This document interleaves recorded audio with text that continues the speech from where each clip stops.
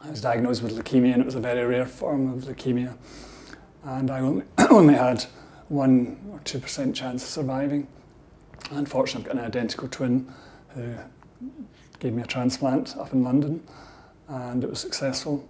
And that made me revalue life, and you focus on different things. And money's not important, but it's nice to have some for security. But you realise your health's the most important thing. And the way things were going with extra regulations, etc., then that brings stress as well. And I didn't want to have too much stress, because they told me at the hospital they didn't think I'd be able to go back to dentistry. But when somebody tells me that, I decided I'd prove them wrong. But what attracted me to IDH was the biggest benefit was I could continue working, because I knew that if I sold my practice, then I would have to retire or work elsewhere.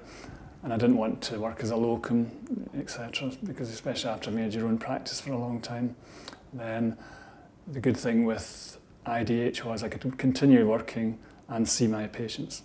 When I was in negotiations with IDH, then one thing that really concerned me was the materials I was going to use, whether all the clinical side would stay the same. And the person I was speaking to, he was brilliant. He said, well, why would we change anything? You're going to keep the same nurses, keep the same materials, just work exactly the same way. He said, because it works.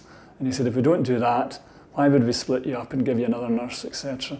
Because then it could end up, it wouldn't be good for us, because we would be interested in you because it's a successful practice and we want it to work for both of us. So that was really reassuring that that was going to happen. My practice was mainly private practice with just children seen under the NHS, and I wanted them to stay with me, and I thought it was quite an exciting opportunity to move along here, especially with everything being brand new.